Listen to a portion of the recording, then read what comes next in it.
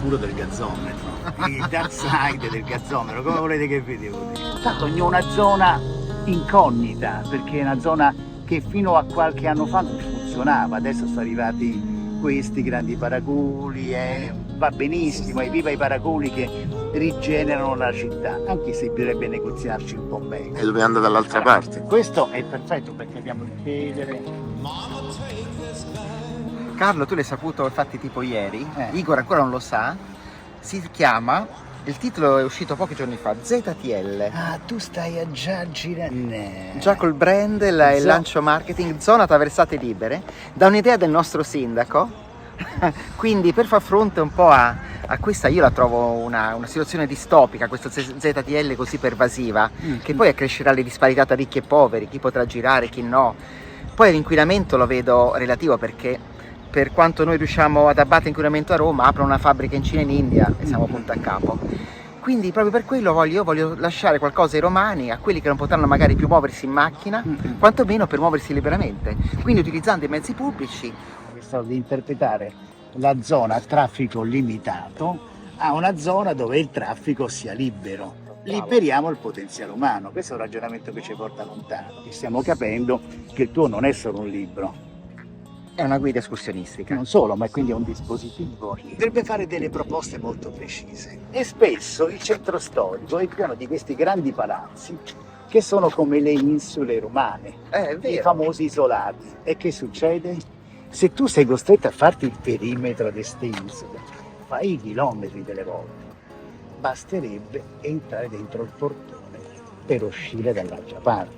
Quasi tutti sti palazzoni hanno un portone che apre qua e apre dall'altra parte. Sono dei corridoi che accorciano la strada un casino. Sai quanto tempo e quanta fatica risparmi? Che ci sia il passaggio libero di cittadini camminanti. Sai quanto tempo si diventerebbe molto figa questa cosa? In effetti. Entri nella pancia di questi palazzi che spesso hanno giardini bellissimi. Sai qual è uno emblematico in tal senso? Il Palazzo Venezia di Piazza Venezia. Siamo entrati dentro. Da via del Plebiscito alla Fontanella della Ghianda non sei mai passato? È un mondo, c'ha dei giardini bellissimi, delle fontane con i pesci rossi. È bello quel posto.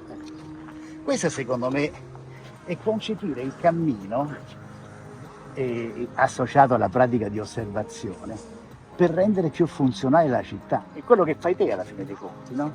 Sì. E poi mantengo anche il brand della segretezza, nel senso che molti luoghi sono vicino al centro storico, sono sconosciuti.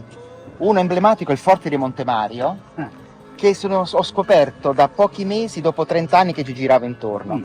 Con un amico siamo riusciti a entrare, calarci con le corde, entrare all'interno. Quindi lo scavalco. Lo scavalco. La violazione relativa. Associamo il relativo alla violazione, la violazione è troppo brutta. In realtà sarebbe un bene pubblico, demaniale. E il problema è arrivarci perché i rovi hanno reso impossibile l'accesso, bisogna calarsi dall'alto.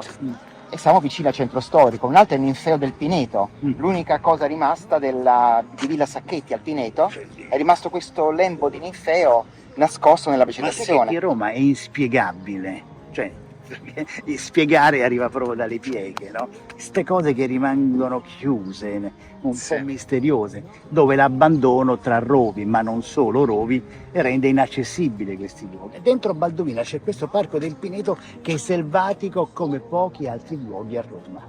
Ma proprio il cuore di Baldovina è selvatico e questo fa capire che cos'è Roma, la Roma inspiegabile, la Roma fatta di pieghe che non accessibili e di fatto segrete.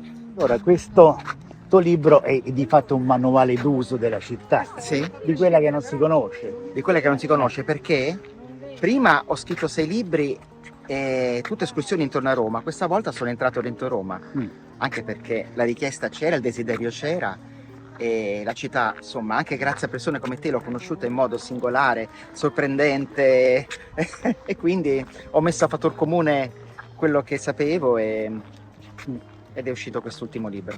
Che ormai sono in tanti a fare i trekking urbani, no? Ormai c'è tutta una... è viva, cioè, io sono solo che contento. Tu hai ancora una tua freschezza, una tua curiosità, che di infilarsi dove non è ovvio infilarsi. E secondo me questa cosa è necessaria. C'è chi pensa che sia un atto illegale, sbaglia, magari è alegale. Cioè, perché uno spazio come questo, anche delle fortezze, no? Si chiamava il campo trincerato romano, lo sai? Esatto, sì, Cioè, sì. non so se lo sapete, è una 15 cosa fortezze bella intorno a Roma. figa, un sistema difensivo concepito dall'esercito savoiardo poco prima della prima guerra mondiale. Insomma, erano concepiti per poter reggere cannoni di una certa portata e non i cannoni di nuova portata che Esatto. qualche anno dopo avrebbero Una- sfasciato tutte Dei peli quelle di Calatrava di quel tempo. infatti. Il Forte di Montevario era il più vicino al centro di Roma, Mm. il più grande, il più ad alta quota tra virgolette e il più nascosto adesso. A proposito di forti, un altro itinerario sul Forte Antenne che fu costruito purtroppo sulla vecchia città sabina, antica città sabina di Antenne, che fu sgretolata completamente. Ebbene, con questo amico abbiamo riscoperto l'antico sentiero che dal Tevere sale a Forte Antenne passando nel bosco più fitto, e questo è un altro... come quello che facevano i Sabini. Ma a Villada, come anche il Parco del Pineta, un altro posto selvatico da morire, ed è a Parioli. Ai Parioli. Cioè non bisogna andare A Villada- a Torpignatarola, A Alessandrino. Villada ci si perde, nel bosco di Villada, quella parte selvaggia, Sì. perché i sentieri sono fatti a spirale e se tu non stai attento non esci. Villada ho seguito, no? Sì. Ho seguito te e siamo entrati da un buco in un muro. Sì. Siamo entrati nella parte più selvatica di Villada, in una sorta di Stargate. Esatto. E questa cosa è interessante, questo tuo approccio ludico che è interessante, Sì. che sottende un immaginario della scoperta, no? Con la sbaglia.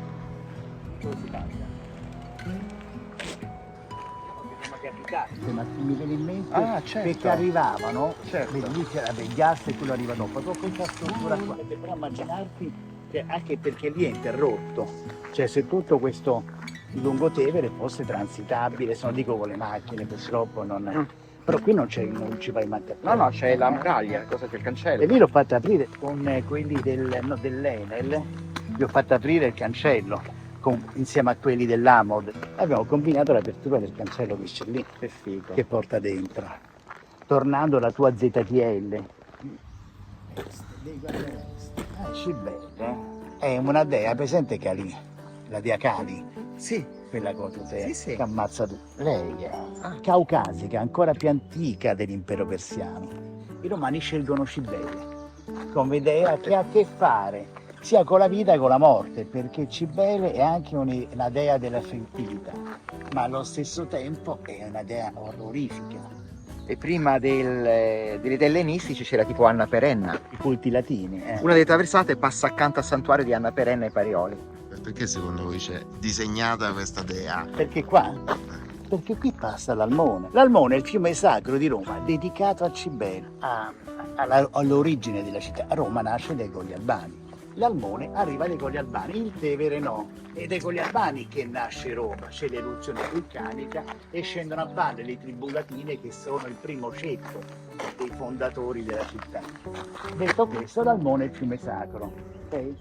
Però il fiume sacro viene dedicato alla dea Cibele. Dall'Anatolia arriva un meteorite, una pietra nera. La pietra nera rappresenta la dea Cibele, il simulacro della dea. Per arrivare a Roma passa il Tevere, perché il Tevere che sfocia sul mare, e a un certo punto attraverso l'Almone viene fatta risalire fin dentro la città. Cioè è l'Almone il fiume importante che sfocia proprio esattamente qui sotto, vedi questa cosa? Ed è il motivo per cui c'è Cibele qua. La risposta è questa: grano e oppio e due mostri, perché lei è una dea orrorifica, terrificava.